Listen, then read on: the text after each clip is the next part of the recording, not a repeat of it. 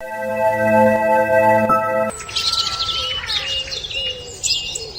गांव में दो भाई रहते थे। बड़ा भाई गंगाराम बहुत अमीर था। उसके घर में किसी भी चीज की कमी नहीं थी। वही छोटा भाई सेवकराम बहुत ही भोला और नेक दिल इंसान था। उसके परिवार में उसकी पत्नी और एक बच्चा था। वह इतना गरीब था कि वह मिट्टी के मकान में रहता था। गंगाराम की पत्नी के 3 पुत्रियों के बाद पुत्र हुआ था, तो गंगाराम ने एक बड़ा प्रोग्राम रखा, जिसमें उसने गांव के और बाहर के बड़े बड़े अमीर लोगों को बुलाया था।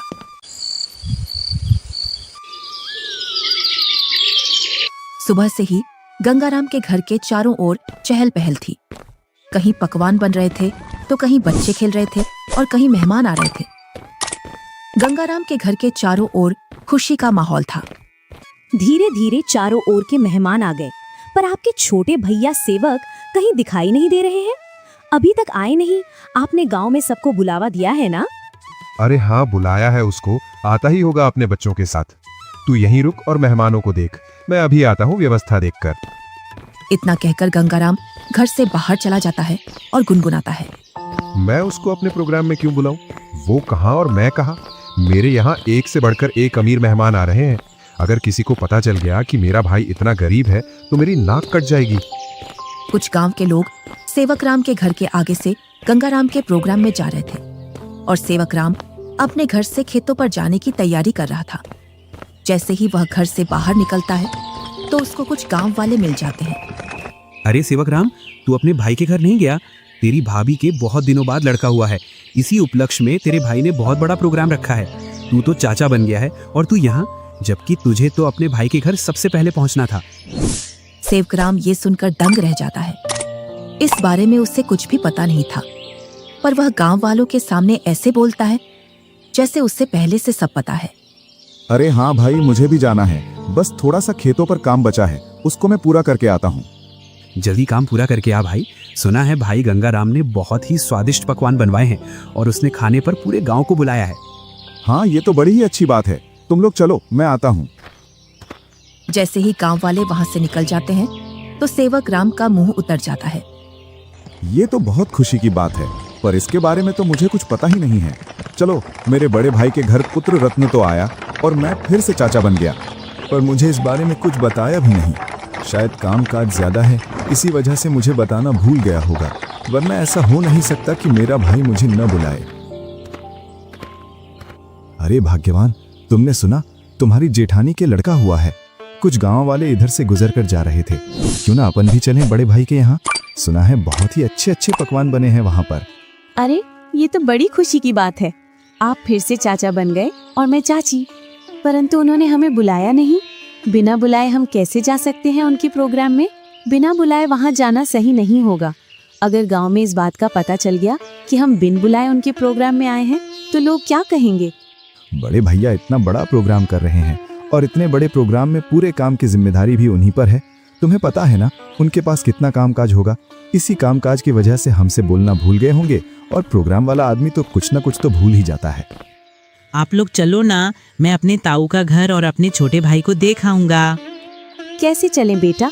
मन तो मेरा भी बहुत कर रहा है जाने को, पर उन्होंने हमें प्रोग्राम का निमंत्रण भी नहीं दिया और ना ही हमसे बोला। उन्होंने फिर किस मुंह से उनके प्रोग्राम में जाएं? क्या हम अपने छोटे भाई से मिलने नहीं जाएंगे पापा? क्यों नहीं, हम जरूर चलेंगे आपके छोटे भाई से मिलने के लिए। क्यों आप छोटे बच्चे को झूठी तसल्ली दे रहे हो? तुम्हें पता है ना, तुम्हारे बड़े भाई हमें उनके बराबर नहीं समझते हैं, तभी तो उन्होंने हमें प्रोग्राम में नहीं बुलाया है। तुम तो सदा गड़े मुर्दे उखाड़ती हो। ऐसा नहीं है, वो हमको चाहते हैं। वो तो कामकाज की वजह से बुलाना भूल गए हैं। तुम्हें लग रहा है कि भैया तुम्हें बुलाना भूल गए हैं, तो तुम जाओ। बिन बुलाए मैं नहीं जाने वाली कहीं। मैं तो खूब खुश हूँ अपने घर में। आपको जाना है तो जाओ। ठीक है, मैं और मुन्ना चले जाते हैं। तुम्हें नहीं जाना तो मत चलो। आप जा रहे हो तो जाओ, पर उधर से जल्दी लौट कर आना। सेवकराम और उसका बच्चा प्रोग्राम में जाने के लिए तैयार हो जाते हैं। अब तुम प्रोग्राम में जा रहे हो तो बच्चे को देने के लिए कुछ तो ले जाना पड़ेगा। हाँ, बहुत देर से मैं भी यही सोच रहा था, बच्चे के लिए क्या ले जाऊं, और बाजार से ले जाने के लिए मेरे पास पैसे भी नहीं हैं। आप तो ये लकड़ी का झूला ले जाओ जो तुमने मुन्ना के लिए बनाया था। अब मुन्ना के कुछ काम का नहीं है। हाँ, यही ले जाता हूँ। इसमें बच्चा खूब आराम से सोएगा। सेवक राम उस झूले को उठाकर चल देता है और उसके साथ में उसका लड़का भी चल देता है। थोड़ी देर बाद दोनों प्रोग्राम में पहुंच जाते हैं। यहाँ तो खूब अमीर मेहमान आए हैं और बच्चे को देने के लिए शानदार और महंगी महंगी वस्तुएं लाए हैं। मेरा झूला तो इनके आगे कुछ भी नहीं है।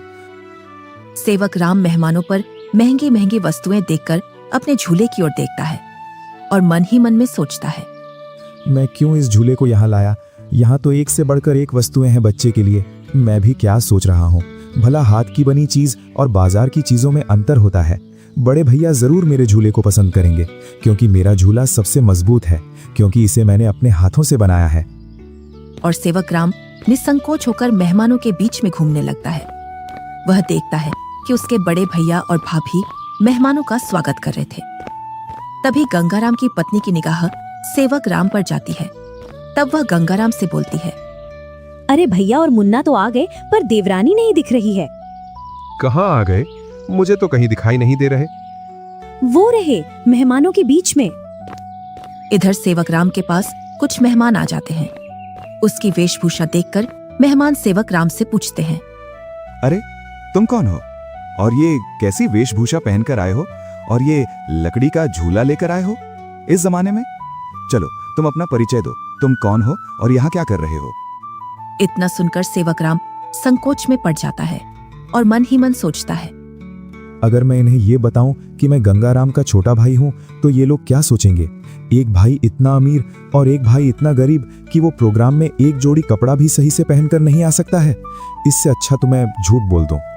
मैं गंगाराम जी का मजदूर। अरे तुम इतना क्यों घबरा रहे हो? डरो मत, बेझिझक होकर बोलो।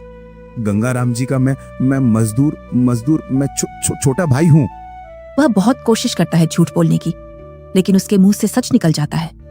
क्या बोल रहे हो? तुम्हें पता है ना तुम गंगाराम जी को अपना भाई बता रहे हो? तुम्हें पता है ना वो कहाँ और तुम कहाँ? अपने आप को देखो और उनका प्रोग्राम देखो। इतने में ही गंगाराम वहां आ जाता है और बोलता है, क्या बोल रहा है ये? ये तुम्हें अपना भाई बता रहा है कि तुम इसके भाई हो। मेरा भाई होता तो वो इस हालात में रहता। ये तो मेरा हारी है, हारी। इसको मैंने एक दिन प्यार से भाई क्या बोल दिया, मुझे अपना भाई बताने लगा। इतना सुनकर सेवक राम अपना सिर झुका लेता है। आप प्रोग्राम का आनंद लीजिए।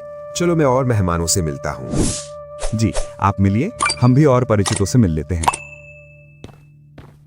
चलो तुम यहाँ से बाहर चलो, मुझे तुमसे कुछ बात करनी है। दोनों भाई एकांत में चले जाते हैं। जब तुम्हें पता है मेरे यहाँ एक से बढ़कर एक मेहमान आए हैं, फिर भी तू प्रोग्राम में घुस आया मेरी नाक कटवाने के लिए। और ये क्या लेकर आया है मेरे लड़के के लिए? लकड़ी का झूला। इस झूले में सोएगा मेरा लड़का। मेरा लड़का तो मखमल के झूले में सोएगा। किसमें? मखमल के झूले में। जा यहां से, मुझे दिख मत जाना अब इस प्रोग्राम में। अगर कुछ खाना बचेगा तो मैं सुबह भिजवा दूंगा तेरे घर पर। और हाँ, साथ में अपने लड़के को भी ले जाना यहां से। मुन्ना की माँ ठीक बोल रही थी कि बिन बुलाए वहां मत जाओ। मेरी ही गलती है जो मैं बिन बुलाए यहाँ आ गया। सेवक राम अपने बच्चे को लेकर अपने घर की ओर चल देता है, बड़े ही उदास मन से। इतने में ही बच्चा बोलता है, पापा, हम छोटे भैया से भी तो नहीं मिले और आप इतनी जल्दी घर चल रहे हो। सेवक राम थोड़ी हिम्मत करके अपने लड़के से बोलता है, बेटा हम शाम को आएंगे। खेतों पर कुछ काम बाकी रह गया था, वो मुझे याद आ गया है। उसे करके मैं आ जाऊंगा, उसके बाद चलेंगे हम तेरे छोटे भाई से मिलने के लिए। दोनों घर पहुंच जाते हैं। मुन्ना घर से बाहर बच्चों के साथ खेलने के लिए चला जाता है। इधर सेवक राम अपनी पत्नी को पूरी घटना सुना देता है और उसकी आंखों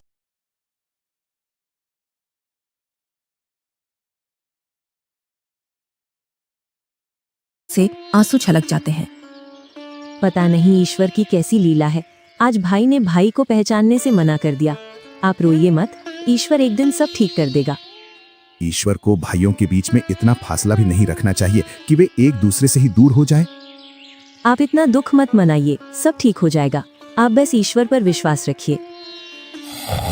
तीनों सो जाते हैं।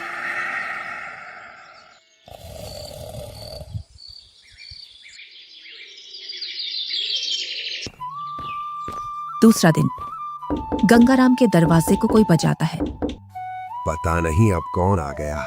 कल का इतना थका हारा हूं, फिर भी लोगों को समझ में नहीं आता है और आकर दरवाजा खटखटाने लग जाते हैं। गंगाराम जैसे ही दरवाजा खोलता है तो वह देखता है कि सामने एक साधु खड़ा है। क्या है महाराज, क्यों दरवाजे को बजा रहे हो? कुछ नहीं बेटा, बड़े जोरों की भूख लगी है। बस थोड़ा सा खाना मिल जाता तो मेरी भूख मिट जाती। क्या खाना? यहाँ खाना मुफ्त में नहीं मिलता है, और ऐसी दोपहर में तुम्हें कहां से खाना ला कर दूं? बेटा, घर में कुछ तो होगा, उसमें से ही कुछ खाने को दे दो जिससे मेरी भूख शांत हो जाए। इतना बड़ा गांव है, तुम्हें मेरा ही घर मिला खाना मांगने के लिए? यहाँ कुछ नहीं है, चले जाओ यहाँ से। इतना कहकर गुस्से में गंगाराम दरवाजा बंद कर लेता है। ईश्वर तुम्हें सदा खुश रखे बेटा। इतना बोलकर साधु वहां से चला जाता है। इधर गंगाराम की पत्नी गंगाराम से पूछती है, कौन आया था दरवाजे पर जो तुम इतने जोर से उस पर चिल्ला रहे थे? कोई नहीं, एक ढोंगी बाबा आया था दरवाजे पर, बोल रहा था खाना खिला दो, तो मैंने उससे मना कर दिया, यहाँ नहीं है खाना। तुम भी पता नहीं अब किस नशे में रहने लगे हो। कल का इतना सारा खाना बचा था, वो वैसे ही फेंकेगा, उसमें से कुछ खाना खिला देते। मैंने ये खाना गरीबों और ढोंगियों के लिए नहीं बनवाया है, ये खाना सिर्फ हम जैसे बड़े लोग ही खा सकते हैं। गंगाराम की पत्नी गुनगुनाते हुए वहां से अपने कमरे में चली जाती है। इनको तो पता नहीं अब किस बात का नशा आने लगा है, सीधे मुंह अब किसी से बात ही नहीं करते हैं। इधर साधु सेवक राम के घर के सामने पहुंच जाता है और बाहर से आवाज लगाता है, अरे घर में कोई है? अरे घर में कोई है? आवाज सुनकर सेवक राम घर में से बाहर निकल आता है।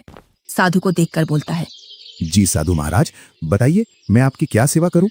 कुछ नहीं बेटा, बहुत तेज भूख लगी है, कुछ खाने को मिल जाए तो आत्मा तृप्त हो जाएगी मेरी। क्यों नहीं साधु महाराज, आइए आइए, जो कुछ हमारे घर में खाने के लिए मिलेगा हम आपको खिलवा देंगे। दोनों घर के अंदर चले जाते हैं। सेवक राम और साधु जमीन पर बैठ जाते हैं और सेवक राम अपनी पत्नी से बोलता है, अरे भाग्यवान, घर में कुछ हो तो खाने का साधु महाराज को ले आओ। सुबह की कुछ दाल रोटी रखी है और अभी खाना बनाने के लिए घर में कुछ भी नहीं है। अरे बेटी, तुम तो शर्माओ मत, जो घर में खाने का हो वही ले आओ, मैं तो खा लूंगा। सेवक राम की पत्नी जो घर में खाना था उसी खाने को गर्म कर लाती है। लीजिए साधु महाराज, गरीब के घर का खाना, हमारे पास तो खाने में यही है। अरे बेटी, तुम अपना मन इतना उदास मत करो, मैं तो ईश्वर की कृपा से जो मिलता है वही खा लेता हूँ। और तुम दोनों इतना उदास क्यों हो? कोई समस्या है आपके यहाँ? साधु महाराज, खेतों में इतना काम कर रहा हूँ, उतनी ही गरीबी आ रही है। गरीबी कम होने का नाम ही नहीं ले रही है। अब तो स्थिति ऐसी हो गई है, 2 वक्त का खाना भी बड़ी मुश्किल से मिलता है। पता नहीं ईश्वर हमारी कौन सी परीक्षा ले रहा है। ये कोई बीमारी तो है नहीं जिसका मैं आपको सही उपचार बता दूं बेटा। बस ईश्वर पर विश्वास रखो, सब सही हो जाएगा। फिर भी मुझे लगता है तुम मुझे तुम्हारी समस्या सही से बता नहीं रहे हो। इतना सुनकर सेवक राम और सेवक राम की पत्नी साधु महाराज को पूरी बात बता देते हैं कि किस प्रकार गंगाराम ने उनके साथ भेदभाव किया। साधु खाना खा लेता है। पता नहीं आपको हमारे हाथ का खाना कैसा लगा, सही लगा या नहीं? बेटी, तुम अपना मन उदास मत करो, तुम तो अन्नपूर्णा हो और तुम्हारे हाथ का खाना बहुत ही स्वादिष्ट है। इतना सुनकर सेवक राम की पत्नी खुश हो जाती है। तुमने बेटा आज मेरी आत्मा तृप्त कर दी है। अगर तुम आज मुझे भोजन नहीं देते तो पता नहीं आज भूख की वजह से मेरा क्या होता। साधु अपने थैले में हाथ डालता है और उसमें से एक पोटली निकालता है। इसमें क्या है साधु महाराज? ये पोटली बेटा बीजों का भंडार है। तुम जिस भी फसल का बीज चाहोगे वो बीज इस पोटली में से निकलेगा, जिससे तुम्हारी फसल साधारण फसल से 10 गुना ज्यादा निकलेगी। ये तो महाराज आपकी असीम कृपा है। ये मेरी नहीं, ईश्वर की कृपा है बेटा। बस एक बात का ध्यान रखना, इस पोटली के बारे में कभी किसी को मत बताना और इसमें से जो बीज निकले उन्हें बेचना नहीं। अगर तुमने ऐसा किया तो ये पोटली आपके किसी काम की नहीं रहेगी। जी साधु महाराज, मैं कभी ऐसा नहीं करूंगा। और साधु महाराज वहां से चले जाते हैं। साधु महाराज के पैर जैसे ही घर में पड़े तब से घर में शांति का अनुभव हो रहा है। हाँ भाग्यवान, अब ईश्वर की कृपा से सब ठीक हो जाएगा।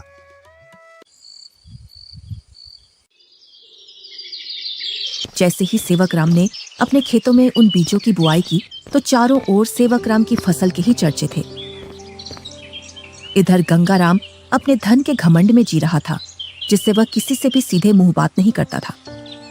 इधर सेवकराम की संपत्ति बढ़ रही थी और गंगाराम की घट रही थी, और इसी के साथ गंगाराम के घर में अशांति भी बढ़ रही थी। कुछ ही दिनों में सेवकराम ने गांव में गंगाराम से भी बड़ा मकान बना लिया था और सेवकराम अब अपने घर में खूब खुशी खुशी रह रहा था। पर एक दिन, मालिक, अब मैं आपके यहाँ काम नहीं करूंगा। अब मुझे दूसरे गांव में आपसे ज्यादा जमीन मिल रही है और इससे भी अच्छी उपजाऊ। क्या बोल रहे हो हरिया तुम? तुम्हें पता है मेरे पास कितनी जिम्मेदारियां हैं? तुम चले जाओगे तो मैं अकेला कैसे खेती और घर संभालूंगा, और ऊपर से मैं अकेला आदमी। मुझे जहाँ मुनाफा मिलेगा मैं वहीं काम करूंगा मालिक। अगर मुझे इतनी ही मेहनत में मुझे वहाँ ज्यादा फसल मिलेगी तो मैं वहीं जाऊंगा। अरे हरिया, मैं भी तो तुम्हें खूब मुनाफा करवाता हूँ, बस तुम इस साल और रुक जाओ, मैं जब तक दूसरा हारी देख लूंगा। मालिक, 2 सालों से तुम मुझे बेवकूफ बना रहे हो। न तो तुम अनाज ज्यादा देते हो और न ही तुम दूसरा हारी रखते हो। मैं तो चला, तुम जानो और तुम्हारी खेती। अरे नहीं, ये तो चला गया, अब मैं क्या करूंगा? कई सालों से मैंने खेतों में काम भी नहीं किया है, जिससे अब मुझसे खेतों में काम भी नहीं होगा। क्यों ना मैं सेवकराम के यहाँ जाऊं? अब तक तो उसने उसकी सारी जमीन बेच दी होगी, क्योंकि हालात तो वैसे भी खराब चल रहे थे उसके। वो जरूर मेरे खेतों पर काम कर लेगा। गंगाराम सेवकराम से मिलने के लिए चल देता है। जैसे ही वह उसके घर के सामने पहुंचता है तो वह सेवकराम के घर को ढूंढने के लिए उस मोहल्ले में चारों ओर घूम जाता है। इधर ही थी उसकी झोपड़ी, पता नहीं किधर गई।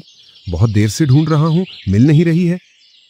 तभी वहां से एक गांव का व्यक्ति गुजर कर जा रहा था तो गंगाराम उस व्यक्ति से पूछता है, अरे भैया, सेवकराम की झोपड़ी थी यहाँ, वो कहाँ है? कितने दिनों बाद आ रहे हो भैया इधर? शादी के बाद अब आया हूँ इधर। इसीलिए तो तुम्हें वो झोपड़ी नहीं मिल रही है। अरे भैया, तुम जो सामने मकान देख रहे हो बहुमंजिला, यही घर है सेवकराम का। ये कैसे हो सकता है? 2 साल पहले तो ये गरीब हुआ करता था। हाँ भैया, 2 साल पहले गांव में सबसे गरीब व्यक्ति यही था। पता नहीं भैया, इसने खेतों में कौन सा खाद डाला है जिससे इसकी पैदावार सबसे ज्यादा निकलती है। घर बताने के लिए बहुत बहुत धन्यवाद।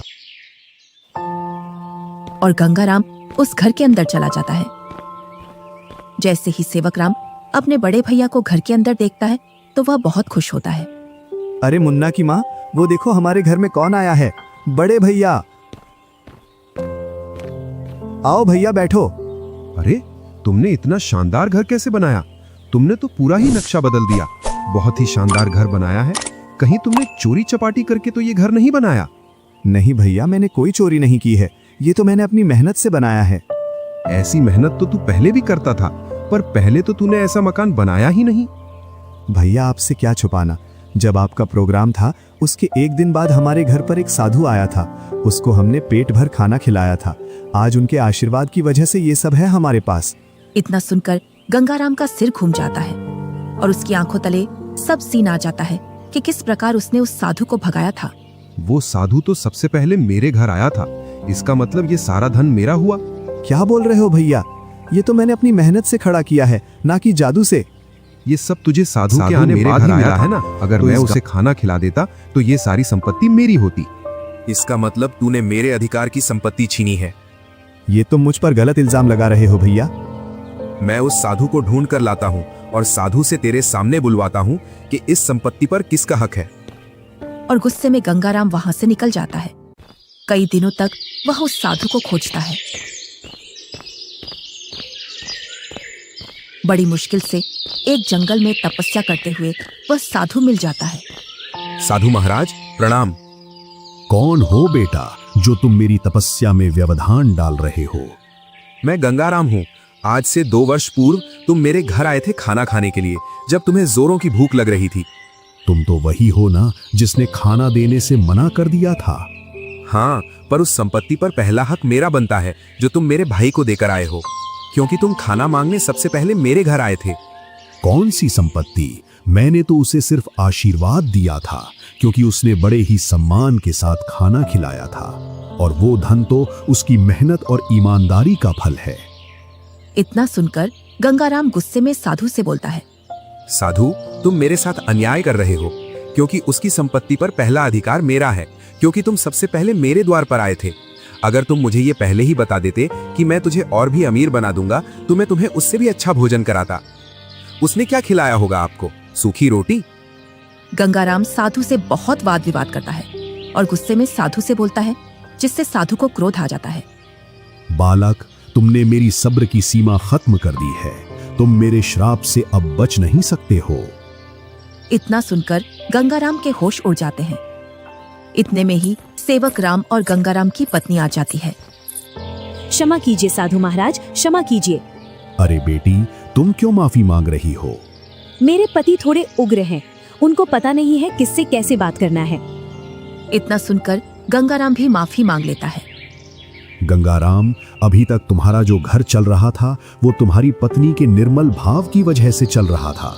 अब तुम अपने लालच को छोड़ दो और दोनों भाई साथ साथ रहो, क्योंकि तुम्हारा छोटा भाई बहुत ही ईमानदार है। जी साधु महाराज। तुम्हें कैसे पता चला मैं यहाँ हूँ? आप जिस दिन साधु महाराज की खोज में निकले उसी दिन भैया मेरे पास पहुंच गए थे और उन्होंने आपके बारे में मुझे सब बता दिया था। भाई हो तो तेरे जैसा, मेरे जैसा भाई किसी को भी नहीं